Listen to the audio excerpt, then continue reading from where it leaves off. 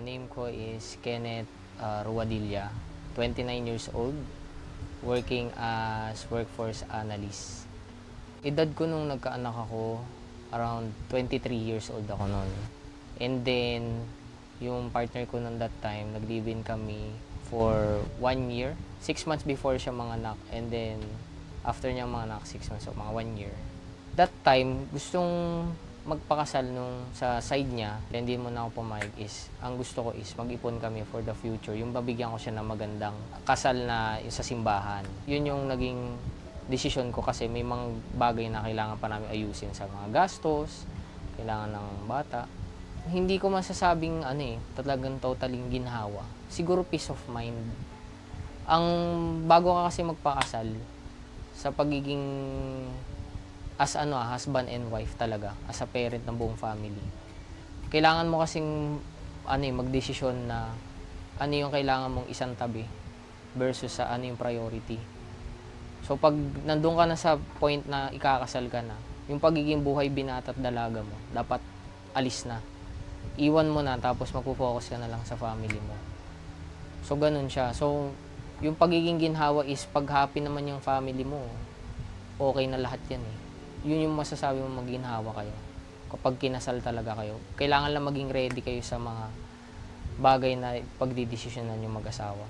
Hirap as a single parent, based sa naging experience ko ngayon as a single father, hindi ko kaya lahat pagsabayin kasi kailangan ko ng katuwang ng iba pang magulang ko. So, ang naging setup ko nun is magulang ko nagbabantay during work hours ko. At saka good thing naman, nasa bahay naman ako nag-work. So, kapag break lunch time ko, ako yung nag-aasikaso. Pagpapasok sa school, ako nagpapaligo.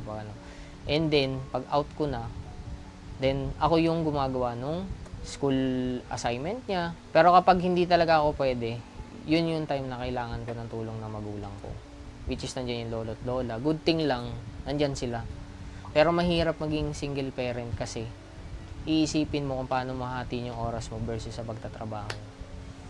So, kung ako man magdedesisyon as a single parent, kailangan yung oras talagang nakaset na siya. Mahirap, hindi siya ganun kadali kasi marami kang kailangan ayusin sa oras mo bago yung sarili mo. So priority muna. Meron talagang time na hindi mo mabibigay yung oras. Kailangan mo lang muna ipaintindi sa bata. So kailangan mo ipaintindi sa kanya na ito yung ginagawa mo bago mo gawin yung pagiging parent mo. So, ang naging desisyon ko nun, ang ginagawa ko lagi, pinapaintindi ko. Tapusin muna ako mag-work. After work ko din, yon. Bonding na namin. Binibigyan ko siya ng oras para maglaro. Binibigyan ko siya ng oras na working, assignment. Kung ano man yung gusto niya, pag may mga hiling siya, binibigyan ko ng oras. May time na mahirap, may time na madali. Pero pag malaki na sa single parent, ang iniisip mo na lang kasi yung gastos. Yung financial mo, yung pagpapalaki mo sa kanya. Sacrifices ko, madami. Yung mga bisyo ko dati na nagagawa kong mag-gig dati, a-attend ako ng mga workshop. Kasi dati, ganun yung mga ginagawa ko nagbabanda ako dati, tinanggal ko na yun. Lahat ng mga naging sacrifices ko is, nilaan ko kung ano yung kailangan ko sa trabaho, financial, tapos sa oras ng anak ko. Kasi yun ang iisipin mo Kung ikaw as a parent at may pakialam ka na sa anak mo, wala ka ng time para magbisyo ng inom, alak, or maglaro, buhay binata. Hindi mo na magagawa yun. Lahat ng sacrifices para lang mabuhay kayo, mabigay mo siya ng magandang future. Ganun yung gagawin. Sa nakikita ko sa Pilipinas, when it comes to divorce, for me, okay siya, but may mga decision na kailangan pa kasi talaga siyang pag-aralan siya ng mabuti kung bakit kailangan niya mag-divorce So yung iba, kaya sila nagdi-divorce is hindi na sila good way na tignan both as partner. Nabubuhay na lang sila for the kids, not as a family. Maraming salamat sa Spice Boys sa binigay nyo munting handog na tulong dito.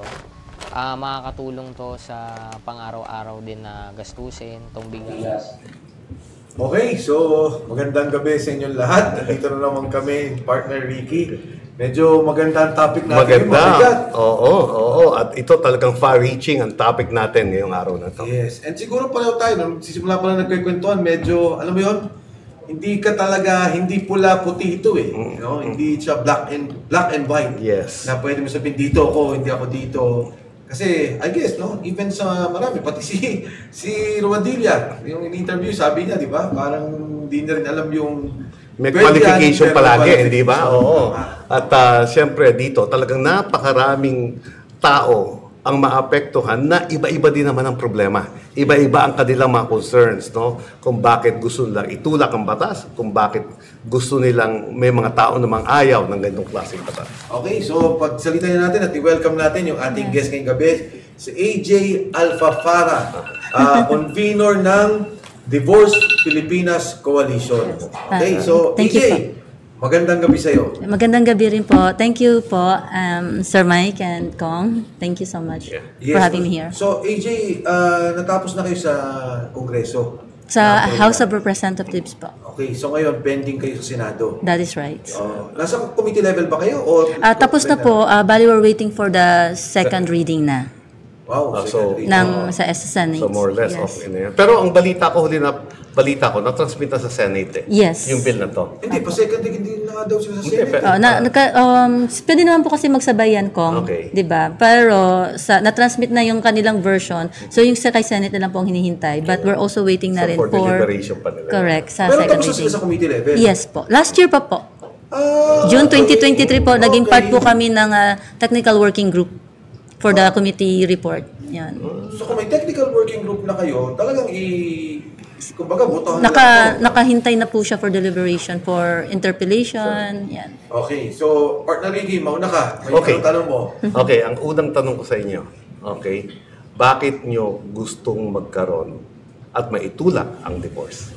Para po masolusyonan na yung mga, para sa mga pamilyang matagal ng hiwalay, no, especially po sa kanila, yung mga nakapaloob po sa mga tinatawag namin summary proceedings, Okay. separated in fact, para maka-move on na po sila legally. Okay, so ibig sabihin, usaping legal ang pinag-uusapan. Yes, Ano ang kakulangan ng batas natin ngayon? Kasi alam mo, meron naman tayong legal separation. Ano? Ano ang kakulangan nung batas natin ngayon na kailangan meron tayong separate na batas para sa divorce? Kasi po unang-una, ang concept ng annulment and legal separation hindi po naaayon para sa mga sitwasyon namin Example. ng aming mga stakeholders. Halimbawa, yung vowsy, infidelity, at gano'n na rin yung simpleng na-ghosting siya o na-abandoned for a Okay. long time. So, yun po para sa kanila. Para lang iklaro ko, no, AJ, Yes, sir. correct me if I'm wrong. Tatlo yung proseso kasi dapat nasa batas. Kunyari, sa iba-ibang bansa. Yes. In fact, tayo na lang ang bansa na merong divorce law kasama ang Vatican. Wala. Pang divorce law. Tama? I would like to correct that, sir. Mayroon din pa rin tayong divorso sa bansa. Ang ating Sharia, ang ating mga kapwa Pilipino na may Tama. divorce. Yes, but Yeah. that is in Muslim areas, no? In Yeah, pero- Muslim-governed areas. And Yes. even in other countries, the Sharia law is the prevalent law. Kahit na mayroon Yeah, sa that's divorce the law. personal law. Kaya lang, sir, why I wanted to Pero state tama that. ba yung Vatican lang at saka tayo? I would not say na we are purely without divorce dahil nga nasa Pilipinas din naman ang ating mga kapwa Muslim Yes, brothers and okay. sisters. So I would say we have partial. Okay. Yan. Pero tayo na lang. Yes. Kasi ang karamihan na ng mga bansa may Meron. divorce law. So ang qualification is number one, annulment, it's as if hindi kayo kinasal. Tapos kanina nga, yes. pinagkikwentuhan namin AJ, under the annulment law. Kasi ang annulment law is, kumbaga, niloko mo yung babae. No? Marami kang pretension. Yes. Tapos, meron kang, nilasing mo. Na nagpakasal kayo. Kumbaga, hindi kayo dapat naging nagpakasal. May technicalities, yeah. Fraudulent. Hindi kasi Ricky Sandoval, Ricky, ano ka pala. Iba yung pangalan. Ibang pangalan. Iba yung spelling. So, dun sa annulment, isa lang yung pinakamadali. Yung mental, Yung psychological incapacity. Yes. Ito ngayon ang nasa Pilipinas. Kaya Opo. marami ang hiwalay sa atin is mental. May mental problems tayo. Sino sira ulo sa atin? Oo. Yes, sir. Pagkakahiwalay. Hindi, to be fair, no less than President Duterte, di ba naging issue sa kanya yan na may psychological report sa'yo. Nung naghiwalay kayo kasi it was because of the annulment Yes. na proseso. Ah. The number 2 is legal separation. Mm-mm. Pero yung legal separation, hindi, kasal pa rin kayo. Tama. So, para kayo naghiwalay, actually sa US, inaalaw yung pag-uusap eh. Kunyari, Yes. ito sa'yo na to, ito akin to. Kung ang maipon ko, okay. Tapos kung ano yung sustento ko sa'yo, okay. Diba? Yeah. Parang gano'n. Pwede ako mag-girlfriend sa US, Yeah. pwede mag-boyfriend, pero tayo pa rin, kasal tayo. Hindi ka pwede magpakasal. So, ito yung third na nga is the divorce Yes. na pinag-uusapan natin na AJ na, well, yan nga, marami tayong, ano ba to, Yeah. qualification. Pero gusto ko lang ilinaw, in fairness to the Divorce Filipinas Coalition, hindi naman sila dun sa no-fault divorce. Yes. Okay. AJ, define mo yung no-fault tsaka fault divorce. Yung sa no fault po, katulad nung sa ibang bansa, yung tinatawag nilang Vegas type of divorce, no? Parang nagising ka lang, kahit na ilang araw pa lang kayong kasal, o kaya kinasal lang kayo kahapon, bukas, gusto nyo na mag-divorce, gusto nyo lang matikman siguro yung feeling ng kinasal, pwede na kayong mag-apply ng, yung mag-petition for divorce. Pero sa fault, itong katulad sa atin, may mga grounds. Yun. So, hindi po siya basta-basta at may proseso pa rin. Okay. Apo. Ano ang nilalaman ng batas na to na tinutulak ng inyong koalisyon? Bali po dito, nandito yung ating mga affordability and yung expeditious na tinatawag sa pagpa-process. At the same time, yung grounds po na napapaloob talaga sa amin. Importante talaga ito na may paliwanag yung grounds. Hindi po siya Okay. basta-basta. Ano yung Gusto ko lang muna Yes. i-liwanag lang. Ako, na mas maganda ang divorce technically sa annulment. Okay. Kasi kinilala mo naging mag-asawa kayo. Yes. Pagkatapos naghiwalay tayo. Yung annulment, di kayo kinasal eh. Yes. In the first place. Tama yan. Anyway, so, pangalawa, sabi nga kanina ni AJ, yung expeditious na Yes. madali. Opo, ang sa annulment. Yan, sige. Sa annulment po kasi, hindi lang sobrang tagal kasi nagtatagal siya dahil sa yung mga kailangan mong ipruweba, yung katulad nitong psychological incapacity. Make sure na, na at the time of the celebration of marriage, it was already existing before that. Aha. So, kailangan i-recall mo pa. So, karamihan po sa nag-go through ng annulment, you have to relieve the trauma. No, na kailangan ano mo yun. So, there's a possibility na ma-exage din yun. Kung Hence, totoong may mental Exactly. capacity. Pero kung gumagawa ka ng istorya, Pero para yun na nga makawala po, doon. kailangan yun ng doktor. May kwento ako sa Yes. AJ, minsan nasa Cebu ako. Nagkakape kami. Siguro 10 kami, nagkakape. Sabi nila, nako, sabi siya, kinalapit ako ng isa eh. Alam mo, pagka, annulment ang pinagkikwentuhan. Ako, Okay. sabi ko, alam mo, sa annulment, dapat yung babae pagbigyan kung anong gusto. Sabi niya, oo nga. Pero, bantayan mo. Sabi ko, bakit? Ano nangyari? Pumirma sila. Lumabas sa court records, bakla silang dalawa. Wala silang magawa eh. Hindi nila binasa. Hindi nila binasa. Kasi di ba ang pinakamadali sa annulment yung narcissist? Opo. Yun ang pinakamadali. Pinakamaganda na yun, narcissist. You have to prove that. So, akala nila yun ang sinay na nila. Oo, siguro, pinirma nila. Lumabas sa court records, may public record yun eh. Bakla sila. So, sige. Yung problema, Nawala ako, sir, nabutas. So anyway, sa pagdating po dun sa nasa grounds na natin is yung besides sa BAUSIP, infidelity, na yun yung mga summary proceedings. At the same time, bigamous marriage. Yun po. Pagka yung dating naman po dyan sa iba yung sex reassignment or gender na pagkakaiba, part na rin po siya doon sa divorce na grounds. Sorry, AJ, Yes yung po. Bausi, parang sobra naman din yan. Mayroon po kasi nag-go through that, sir. Hindi, pero ibig sabihin, Sa annulment? Sa divorce, Bausi lang? Di ba, kailangan po may basihan na sa doktor, no? Na yun nga, nabubugbog Pero siya. nakita mo ba yung Bausi? Minsan kahit na, kunyari lang, mainit ulo ko parate. Kunyari, asawa ko, mainit ulo ko parate. Tapos nadidepress ka dahil doon. Pwede mo na akong i-file ng Bausi.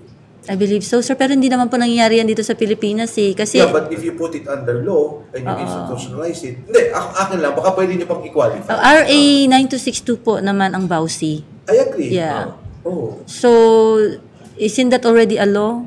Yes, but I don't necessarily agree with that law. Kasi nga, para sa akin, any disturbance, kunyari lang, nagsusnore ako, humihilig ako, at sinabi mo na nagkakaroon ka ng psychological problem dahil doon, may epekto yun sa'yo. and sinabi ng psychologist in a certain, Yeah. ay pwede na tayo, pwede mo na akong pakilan ng bawsi. Okay, I didn't think of it that way. Kasi sa amin, ang bawsi is usually physical abuse, I agree. verbal abuse. Pero so far po, wala naman ganyan nagiging kaso. Ang usual na kaso is yung talagang physical abuse, verbal abuse, and then, syempre, yung mga kababaihan kasi pag na-inlove sila, sir, minsan, napakulong muna dahil sa bawsi, binabalikan ulit nila, papatawad, alis ulit siya sa kulungan. So, minsan, may mga ganun pong Pero hindi, kaso. pag napakilan ka ng bawsi, criminal na yun. Opo. Pero po, they still go back together. May kwento ako sa iyo, Mike. Yeah. Ito, we understand na meron tayong vowsy sa mga babae, Yes. kadalasan. Yes. Okay. Alam mo ba, nag-file ako ng bill ng vowsy para sa mga lalaki. Okay. Okay? Pumasa to hanggang committee level pagkatapos namatay. Okay? Pero during that exercise, okay, sinasabi ko kasi, may mga babaeng sinasaktan ang mga asawa nila. Okay? Alam mo, libo. Kasi kumuha ng data galing sa PNP. At hindi lang yun may mga lalaking sinasaktan ng partner nilang kapwa Babae. lalaki.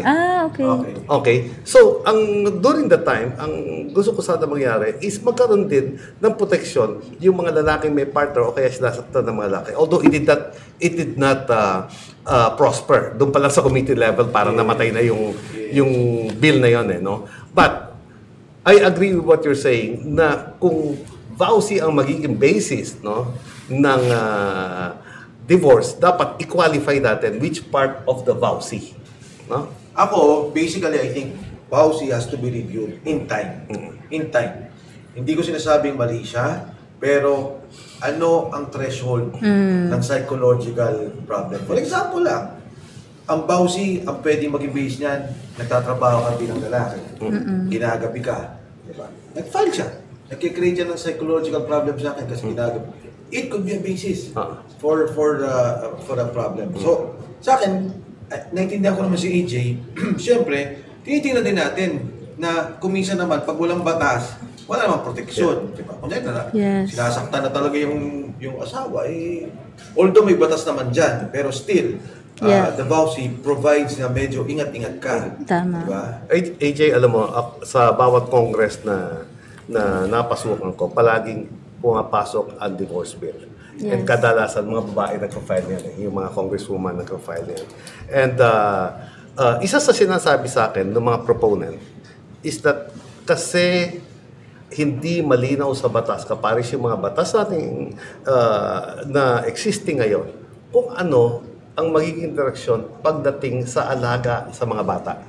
Okay? Kasi walang sinasabi doon sa annulment kung paano, kung meron bang suporta yung mga bata. At maraming mga single parent ang merong ganyang problema. Tama. Totoo Okay? po Kaya yan. naman, itong mga single parent na to, in fact, sa DSWD, tutulungan ng DSWD yan Yes. Kasi walang sustento galing doon sa mga ama ng mga bata na yun. Basta aalis na lang, nagkalimutan na. Di ba? Ito bang tutulak nyo ay merong ganyang component? Opo, nakapaloob po siya sa bill, even for HB 9349 and SB 2443, yung counterpart sa Senate. So, nakapaloob na rin po dyan yung para anong nang gagawin yung proseso sa mga bata.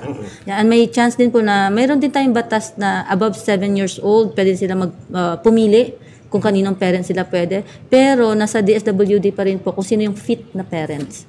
So, decision Yes. ng DSWD. Opo. Pero Or even the court. Again, Yeah. yung binabanggit ni yung annulment kasi magulo. 'Di ba? Although court related siya, yung sinasabi nga kanina ni AJ, kumuha ka lang ng psychologist, mahal na eh. Ay, Kumuha ka pa sir. ng abogado eh. Yes. Yeah. So, yung divorce, sinisimplify sana nila. Actually, sa divorce naman, dinidefine eh. Diba? Yeah. Magkano sustento mo, magkano Yes. kita mo, ano yung gano'n. In legal separation, defined din yun. Yes. Dinidefine nila. Pero yun nga kasi, ako sa akin, AJ, ang feeling ko, bakit yung legal separation hindi natin pabilisin at pagandahin? Ayusin yung batas. Na technically, you separate, pero yun nga, ang diferensya lang niya, hindi ka makaka-remarry. Yun lang magiging isang consequence ng legal separation compared to the divorce. I would still favor yung sa divorcer. Para kung may mga bigyan ng option, no? May mga tao na ayaw na ulit mag-remarry, then they can opt for legal separation. But those who would like to remarry, they can opt for divorce. So, maganda po sana na leave it open. Okay. Yan. Wag po sana natin ikwadro ang ating mga kapwa Pilipino sa ganong batas lamang. Let us give them as much as yung essence po ng ating democracy whereby you can choose for your life, decide for your own life. Yun po sana para in the future even our children can be wiser at hindi lang po sila matrauma na alam mo yun, ang hirap mahalin ng Pilipinas minsan pagka nakakulong ka lang sa ganong batas. Ako, meron akong tanong. AJ, alam mo naman na napakabigat ang oposisyon ng simbahan dito. Okay? Pero, sa nakikita ko ngayon, okay, may porsyentong nagpapakasal sa simbahan, pero may porsyentong hindi nagpapakasal sa simbahan. Yes. Okay, marami rin yan. At a later time, kaparis na kanina doon sa video, sinasabi na, ang gusto ko at a later time, bago kami mag-asawa, doon sa amin, kumisan 70, 60 years old, doon pala Saka magpapakasal. na. Pero, sa mayor, o kaya, doon sa korte, meron ba kayong study kung gaano karami ang nagpapakasal sa simbahan at gaano karami ang nagpapakasal sa korte, okay, o legally, Na hindi sa simbahan. na hindi sa simbahan dahil ang divorce na itinutulak ninyo, okay, ay para merong avenue yung mga nagpapakasal sa korte. Sa korte, Okay, yes. kasi ang kasal sa simbahan, Iba yan. iba to, no? Yes. Dahil ang kasal sa simbahan, although pinipirmahan mo, meron kang legal na pinipirmahan na marriage contract, okay? Iba pa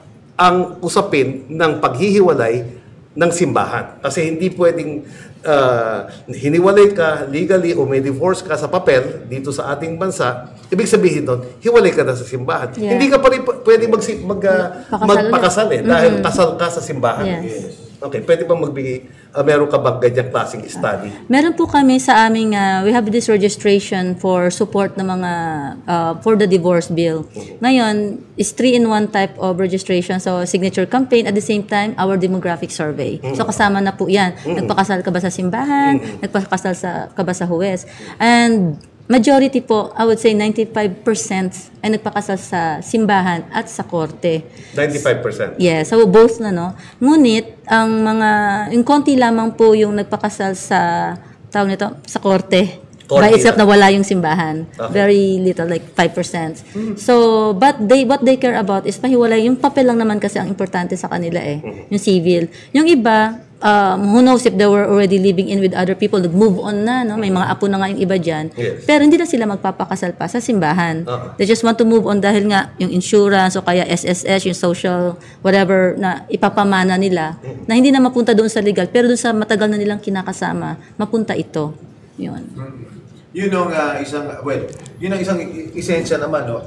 Again, pareho din yung naging usapin naman sa may study kasi pinakita ko kanina kay AJ na yung no-fault divorce, sabi ni President Reagan, isa yun sa pinakamalaking political mistake niya. Pinirmahan niya yung no-fault divorce. Kasi in the 1970s, nung ginawa niya, nagdoble yung paghihiwalay. Okay. At batay dun sa mga pag-aaral nila, grabe ang epekto sa mga bata na mga nahiwalay na nag-divorce na mga bata.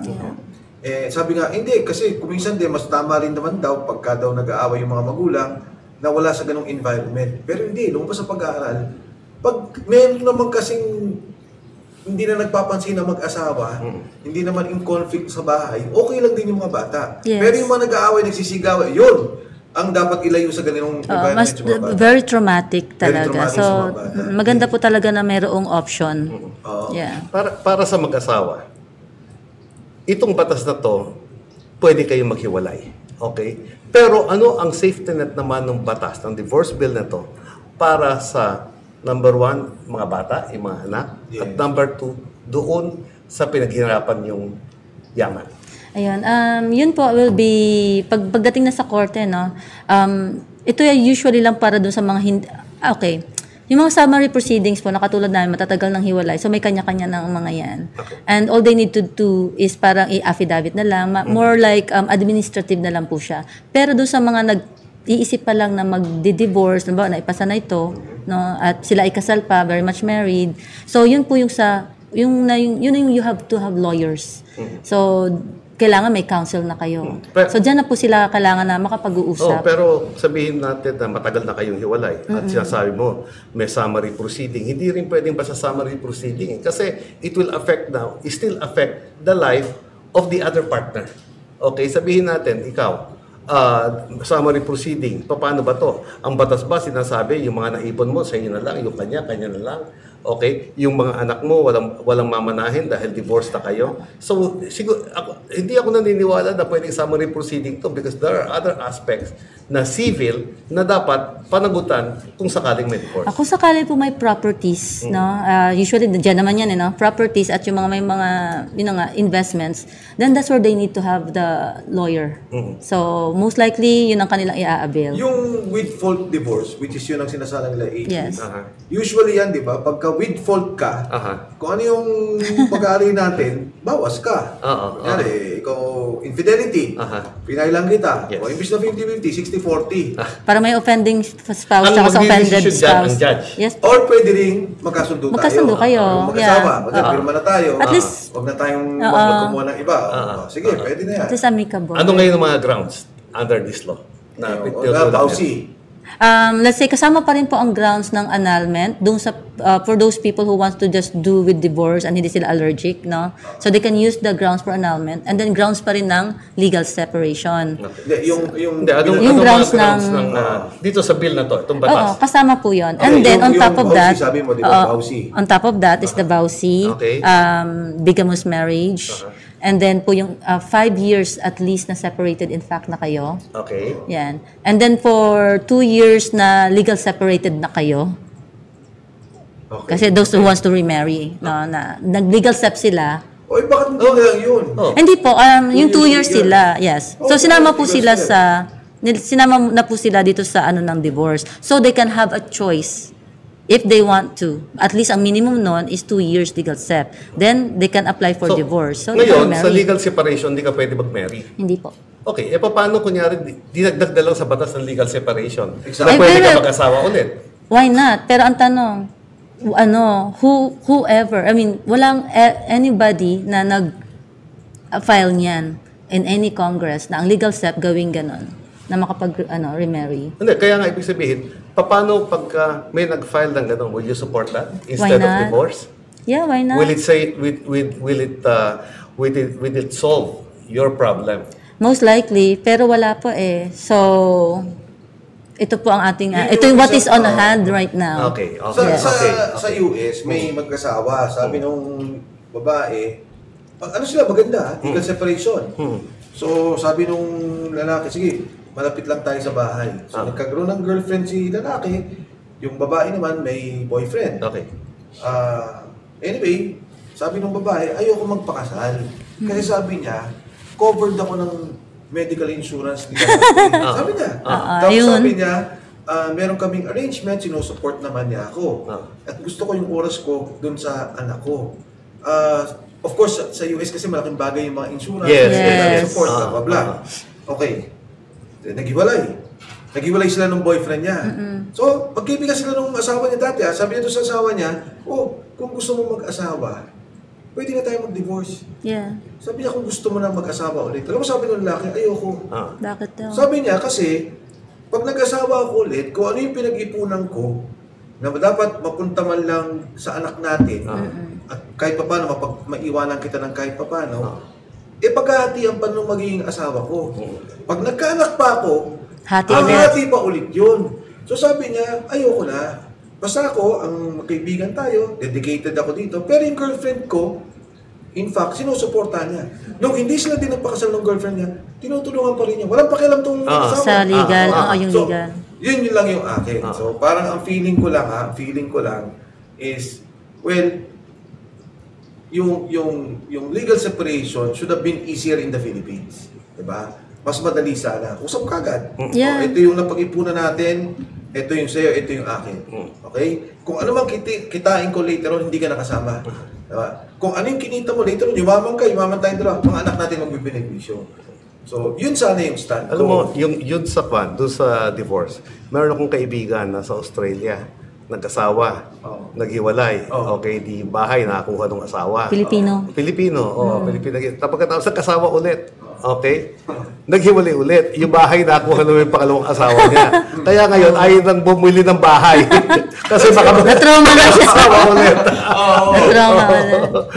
Yun lang sa akin, AJ, parang yung sinasabi ni Ricky, pwede kaya magkaroon ng isang arrangement sa legal separation law na talagang i-allow ka pa rin maging legally, of course, alam mo, yung binabanggit naman ni AJ, no? Yung belief natin, personal belief natin sa church, kanya-kanya tayo. Yes. In fact, ang Catholic Church, pagka nakapag-iwalay ka, govern ka ng canon law. Yes. Yung batas ng Pilipinas. Eh. Yes, yes. Oo. Meron pa silang mga abogado na pari. At saan po nang gagaling yung canon law? Di ba Italy? Oo. Or rather Rome. Oo. So, ganun din po. Sana yung sa ating sariling Pilipinong batas, no, ang mamuno sa ating lahat. Na hindi ibig sabihin, gagahin natin yung divorce law doon o yung separation law. Yeah. So, katulad sa mo, AJ, o sige, basta payagan mo lang kami sana dito, pwede naman yun eh. Yes. Diba? Pero, Mike, kanina napag-usapan natin na tayo na lang at saka Vatican ang walang divorce law. Yes. Which means na dun sa mga Katolikong all over the world, okay,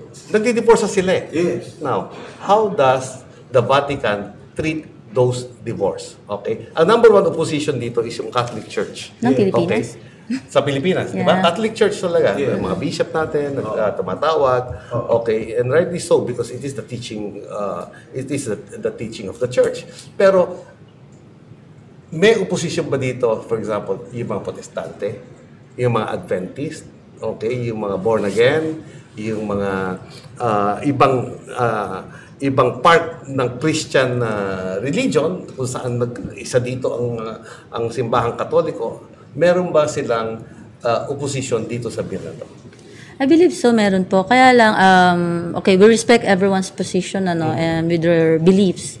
All we're asking here is respect. Respect for our individuality, respect for our rights to choose for our lives.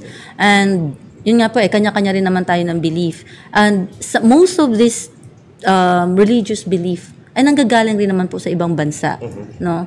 And of course, gusto na nga being Filipino, you want to be different, you want to uphold. Lahat naman po tayo, we uphold the sanctity of marriage. Even po kami for Divorce Pilipinas Coalition, and we're still pro-family.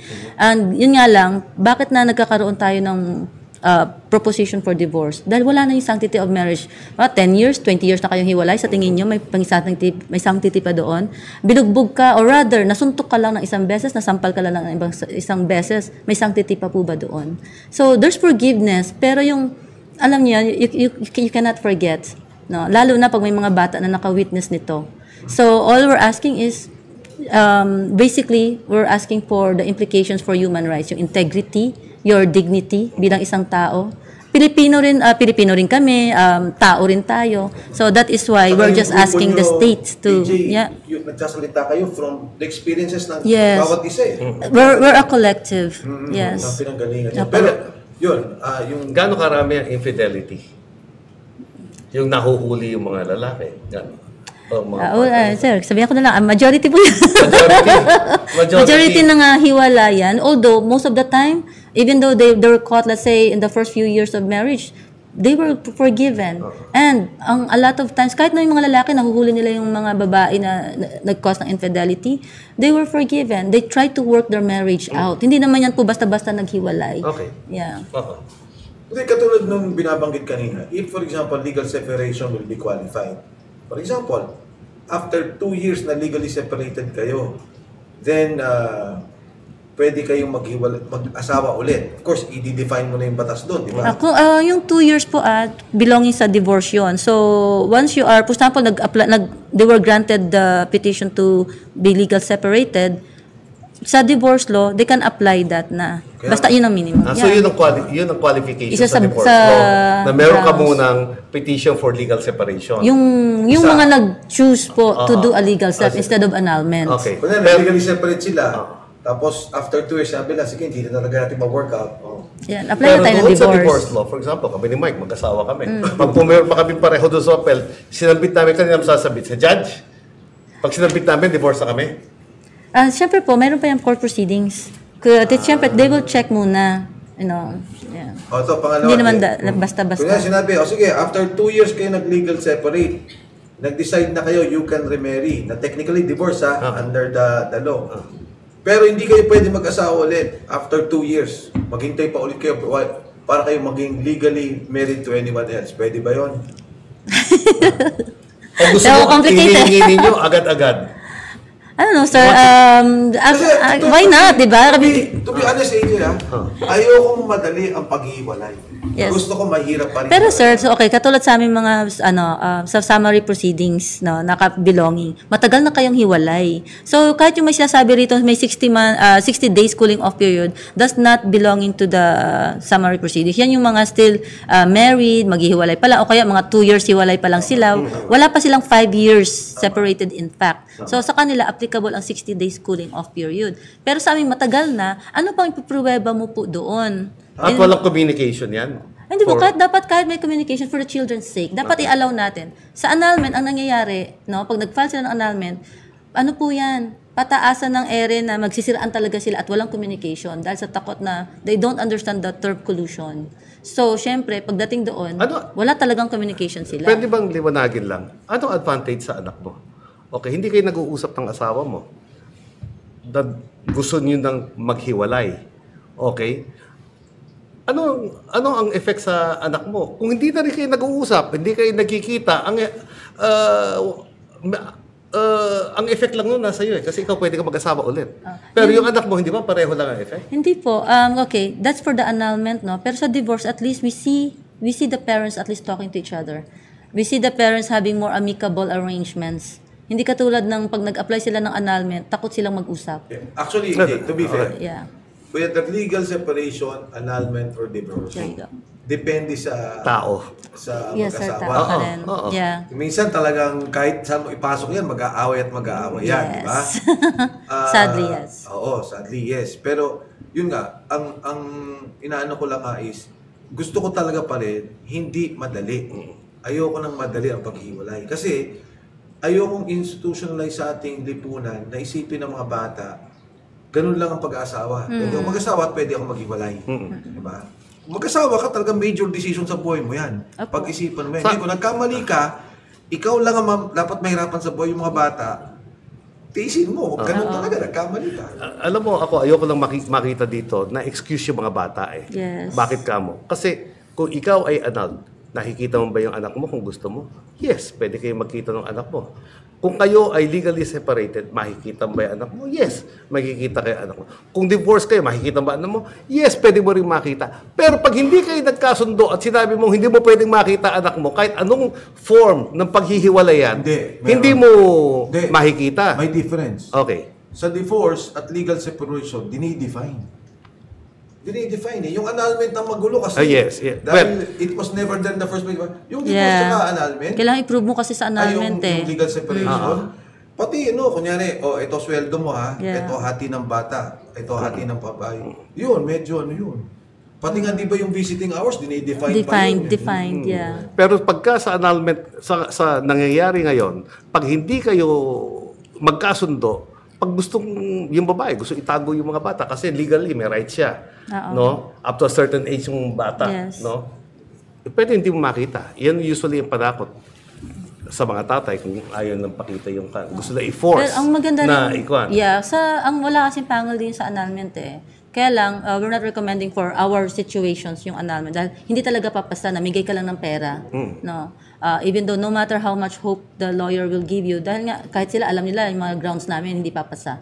Pero sa divorce, once na nandyan na yan, ang maganda po dito, mayroong penalty. Halimbawa, ang spousal support or let's say more onto the child support, hindi nakapag-provide, both sides, no? Yes. They will be penalized. So mayroong first, second, and the third offense na mga penalties if you're not able to support your child. Sa Amerikano, stricto yan. Pero Yes. sa Pinas naman, kung minsan, di ba? We're not there yet kasi wala talagang sir, kahit DSWD ka. Hindi, pero yung kahit yung mga annulment minsan, di ba nagkakasundo sila sa Opo. korte? Kung minsan, syempre, pag hindi naman kaya, makikiusap. Yeah, exactly. Sa bagay, ano naman ipoprovide niya kung wala rin siya for sa sarili niya. I guess ang kailangan maintindihan ng Senado, that there is a group, and they are big, 5,000 kayo, no? More than pa. More than po kami, sir. Actually, we're an aggregate of 100,000 on social media, but we're projecting na all over the world. We're 500,000. All over the aggregate, world? Na Pilipino? Yes. Filipino po, Okay. of course, yes. Na ang hinahanap nila, bigyan nyo naman kami ng way out sa batas. I don't think it should be hindi naman nila sinasabing, ito dapat divorce, o ito dapat legal separation. Dapat, no. Ang gusto lang nila, bigyan nyo naman kami ng way out. Na una, yung properties, may ayos. Yes. Pangalawa, kung gusto namin mag-asawa, sa ilalim naman ng batas, bigyan nyo kami ng pagkakataon. And I guess, AJ, ang punto mo rin, ayaw mo rin madali ang paghiwalay. Kasi Hindi rin, sir. fault Of course. divorce kayo. Fault divorce ito. Yeah. Kasi para isipin po ng mga karamihan, no, na hindi po ito biro-biro. Hindi biro-biro mag-asawa, hindi rin biro-biro maghiwalay. Totoo. So, we're hoping na this way, matuturin po ang bawat isa sa amin. And hindi naman siguro lahat ay magkakaroon ng marami pang chance. Halimbawa, magkasal, divorce, kasal, divorce. Alam niyo yun? Sa edad naman na po namin. Ang Pilipino, hindi naman ganun eh.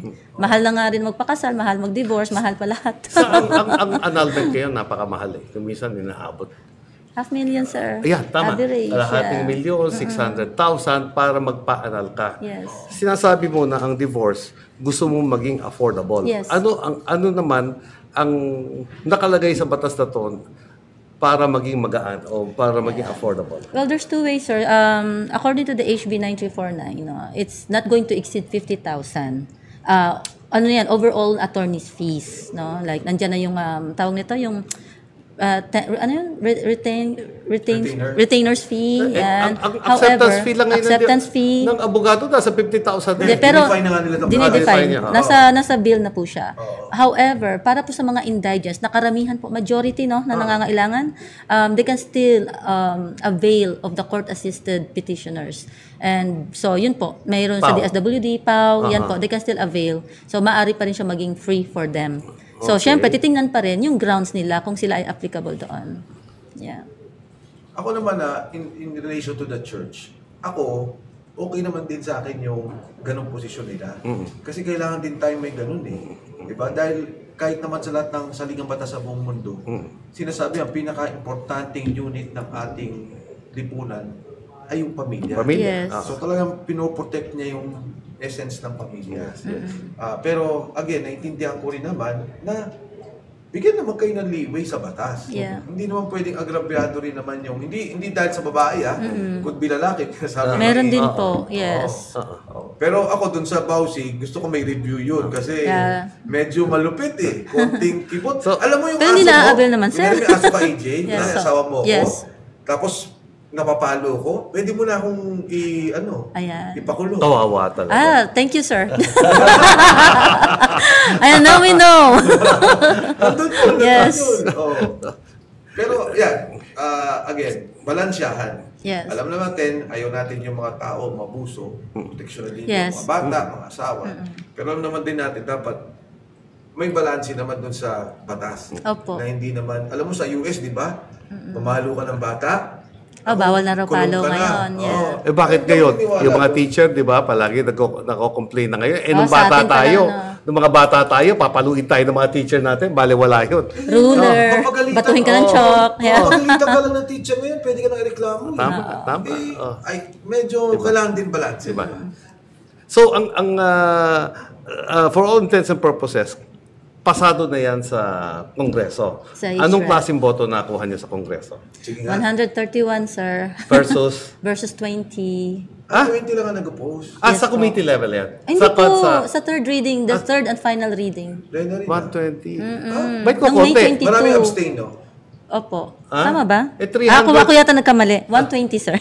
120 ang... 131 over 120. konti Yun, lang. In favor. Dikit. Oo. Yeah. Dikit. Siyam na Sorry boto about that. lang. Yeah, mistake. Marami pa. 120, 130, 120. Marami pa rin nag-abstain o absent. Yung panahon Yes, na may yan. mga nag-abstain. Okay. Ay, if I'm not mistaken, parang 20 yung nag-abstain, tapos the rest absent. Alam mo, AJ, ang una kong gagawin mamaya, babasahin ko yung divorce law. Yung dalawa po yan, sir. Yung, Ang yeah. importante, na kailangan intindihin ng mga tao is, yung annulment, nagiging circumvention ng actually divorce na to.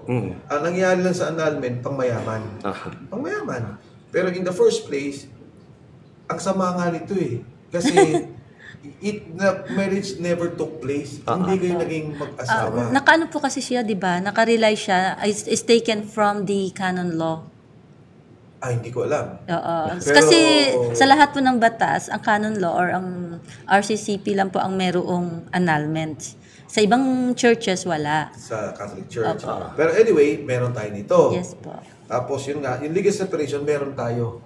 Pero hindi naman very clear yung legal separation. Meron ba tayo? Meron Pero po. meron.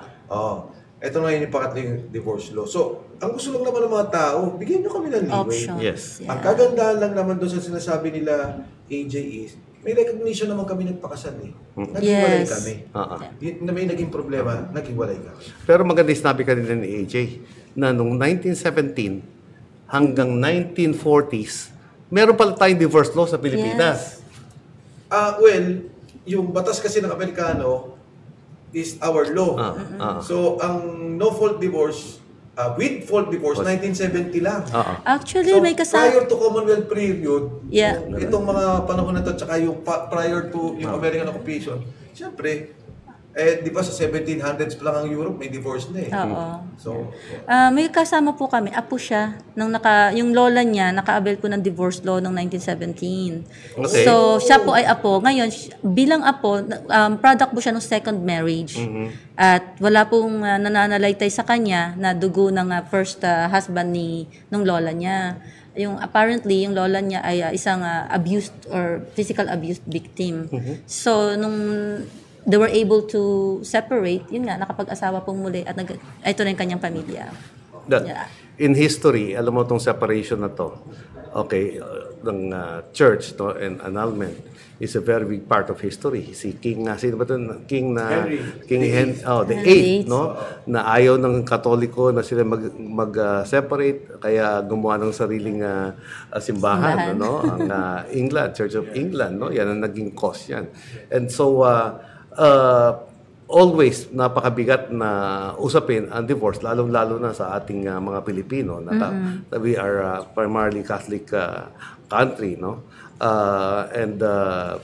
Anong tingin nyo sa harapin nyo naman sa Senado? Mahirap po. Actually, kasi 50-50 ang nakikita po namin. No? We have champions like Senator Hontiveros, Raffy Tulfo, and Robin Padilla. Yun po sila. Siyempre, nandiyan rin po yung mga anti-divorce na katulad ni Senator Joel Villanueva, Cynthia Villar, even Alan Cayetano. So, those are staunch advocates for each side. But we're asking lang sa kanila to actually don't look at the law as per your personal conviction. Look at the law para sa mga Pilipino and yung magkaroon talaga ng patas na batas para sa lahat. Yun lang po lang hinihiling namin na magkaroon talaga ng equality for all. Hindi lang yung mga Pilipino na Muslim. Kasi we don't wanna convert. We don't wanna convert. Kasi may mga nagko-convert, hindi pa rin po applicable. Diba, pupunta ka na ibang bansa. So, yung situation mo na yung marriage ninyo, they will not recognize yung iyong, kung na-divorce ka siya sa Sharia, kasi they will still recognize yung una mong marriage under the Christian or the family code. Sa civil code po yung mag-iigting. Pero kahit na-converted ka and you wanna remarry, hindi po siya marirecognize para sa ibang bansa. Okay. So, ang sinasabi niyo ba, isa sa mga argument ninyo is that tignan natin itong batas as batas. Hindi dahil sa conviction ninyo na kayo ay Katoliko, dahil merong mga kapatid tayong Pilipino na mga Muslim na nakikinabang na dito sa divorce law. At hindi lang mga Muslim, yung mga tribo. Yes, exactly. Okay, Sir, sa Mindanao may mga tribo na pinapayagan lang mag-asawa nga ng multiple eh. Opo. Hindi ba? So, for this po, we're asking them to actually do the civil or public policy. No? Kasi we're not under a theocratic government. We're supposed to be a Republic of the Philippines, and then whereby meron tayong demokrasya na dapat nilirespeto po natin ang karapatan ng bawat isa. Alam mo, AJ, susundan ko yung binanggit mo. In fact, ito ang kanina pinakita ko sa yung article, no? Si Dr. Bradford Wilcox. Isa siyang doktor na academician sa United States. Ginawa niya yung pag-aaral. Okay. In fact, more than anything, ang tinignan niya yung mga bata. Tinignan niya yung mga datos, kung ano naging epekto ng paghiwalay sa mga bata, yung mga hindi nahiwalay. So, again, I would support that. because we have seen in the 1970s yung divorce in the US and in other countries. Okay. Pag sinabi ng mga ibang senador, teka sa US yan, hindi. I think we should really look at the US during the no-fault divorce, Yeah. The fault divorce, and then the no-fault divorce, at saka anong naging epekto nito. Now, do we allow divorce on the basis of that? Or do we allow a certain degree ng batas based sa kultura natin? Yes. No, based dun sa ating pagkakaalam kung paano.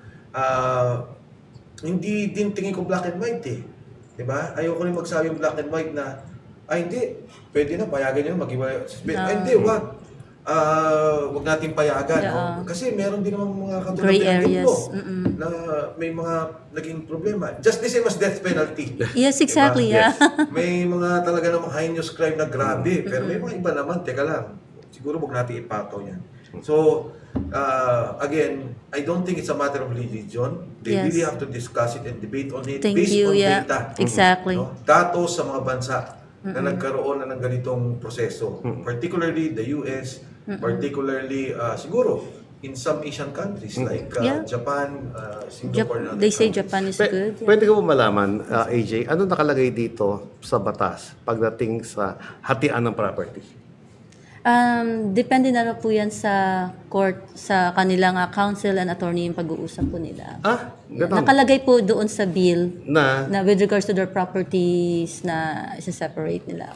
Yeah. okay, kasi, for example, sa ibang bansa, meron tayong, ang tawag dito, pre-nuptial Prenup. Prenup. agreement. Sa atin, sir, may Okay? prenup din tayo. Pictures. Pero hindi lahat nag-avail. Hindi lahat Ano nag-avail. lang? Okay, Yeah. ngayon, ako, lalaki ako. Mayaman yung asawa ko. Pagkatapos nag-decide ako na, sige na nga, para medyo mayaman yung asawa ko, baka makuha ko ang kalahati ng kayamanan niya. Hindi ba? Gamitin ko nga yung excuse, itong divorce na to. Kaya dapat, sinasabi ko, hindi ko alam kung ano ang, No, in the current- dito, no? In the current law, even in legal separation, kung anong meron ka nung nag-asawa Before. kayo, hindi No. pwede. Oo. Pero yung after, Pero yun sinasabi yung ko, conjugal. mayaman nga eh. Conjugal. Mayaman nga. Okay? Nag-invest ng pera yung asawa mo. Yumaman Kayong na siya. dalawa. Sa ibang Okay, asawa. kayong dalawa. Nasama ka na rin. Hindi ba? O Pero alalay ka lang. Oo. Di ba? O pagkatapos kayo, naisip mo, nako, parang maganda na tong time na to. Hindi ba? So there has to be safeguards because ang divorce is not solution for everything. Yes. Okay? It has to be... pero ang bigat naman nung pilano mo. Hindi, Oo pero, nga, no? pero may ganun Ano kaya? nangyari either sa lalaki o sa babae. Pag hindi na Hindi ba? nagkasundo na rin siguro. Pero there has to Magpaplanuhan mo be it's not a solution for all kinds of problems ng Yes. pag-aasawa, hindi ba? Agree. Merong nasaktan. Merong nagkaroon ng ibang boyfriend o girlfriend, hindi ba? So it's not win all law that will solve everything. Tsaka partner, di ba? Tayo lang. May mga kaibigan tayo. Isipin mo, di ba? Nako, etong asawa nito, ni girlfriend, kunyari kung binata ka, ni girlfriend, hindi ko ito girlfriend sa tapang nito. Di ba? Ganun maisip eh. Tapos lalo pa maging asawa mo, pero nakikita mo naman yung kaibigan mo, okay sila. Compatibility. Di ba? So, parang point ko, bago ko pala mag-asawa, iniisip mo na yung mga bagay niyan dahil alam mo, habang buhay na to eh. Tama. Pag dilat mo, Tama. eto na, pagtulog mo, ito na yung makikita mo eh. Di ba? So, anyway, AJ, thank you so much Thank for you rin giving po. us Maraming your time salamat. Thank you, and sir. explaining the law to us. Of course, partner, your last word? Okay, ako talagang there are always solution to all problems, no? At saka divorce, ako naniniwala na merong advantage, meron disadvantages. That now that it passed the Congress, I think the Senate must really have a good debate on this one. It can break families, it can make families. Okay? There is no, wala akong nakikitang problema to give a second chance kasi maraming taong humihingi talaga ng second chance. But second chances are not always the right solution kasi may mga tao rin na kahit may divorce, hindi na mag-aasawa ulit. AJ, yung panguling salita? Siguro po I'll leave you the analogy na some of us in our homes, no, or in business setting, we have fire extinguishers. Pero that doesn't mean na susunugin mo na yung iyong building or iyong bahay. Pero this is just in case for kung sakaling may nagkasunog, may nagka-accident.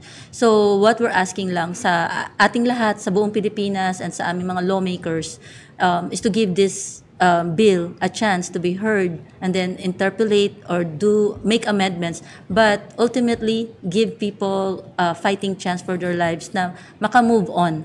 So we're asking for public policy, not just yung puro promises during election. So, yun lang po, para po sa karapatan ng lahat, respect human rights at the same time. Once again, I would like to reiterate, patas na batas para sa lahat ng Pilipino and equality for all, not just a Sharia for some.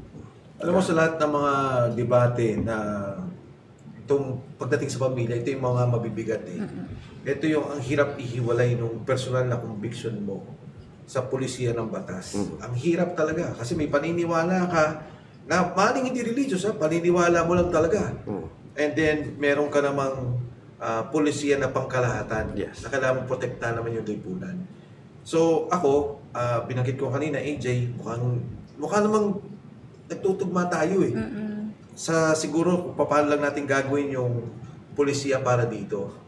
Pero ang apila ko rin, number one, tama yung binanggit naman ni AJ, nagkagami dyan, dapat pahirapan pa rin yung pagpapakahiwalay. No? Parang sinabi ni AJ, hindi naman ibig sabihin fire extinguisher ka, susunugin mo na. No? Pangalawa, sa Senado, katulad sinabi mo, partner, hindi dapat to personal na debate. Kailangan mapakita nila via statistics, via data, anong pangkalatang epekto sa lipunan. Tapos, pag nakita natin yung pangkalatang epekto sa lipunan, meron pa rin, sabihin na natin, hindi, ayaw namin ng divorce kasi ito yung naging epekto sa bata ito. Pero hindi, meron ka pa rin sektor na, teka lang, itong mga to exemption sa batas, sa polisiya to kasi, yan, katulad ito, ang tagal na lang magkahiwalay. Ang tagal na may ganito. So how do we now provide them an exit? How do we now provide them a policy by law para i-allow yun? Katulad binanggit natin ngayon, discussion natin yung annulment ngayon, hindi maganda eh. Pero it's already a law that we have now. Kasi annulment, in the first place, sinasabi niya, hindi kayo talaga nagpakasal. Walang legal na batayan yung kasal ninyo. Yung legal separation naman natin, una, napakahirap, no? Mahirap pa rin talaga.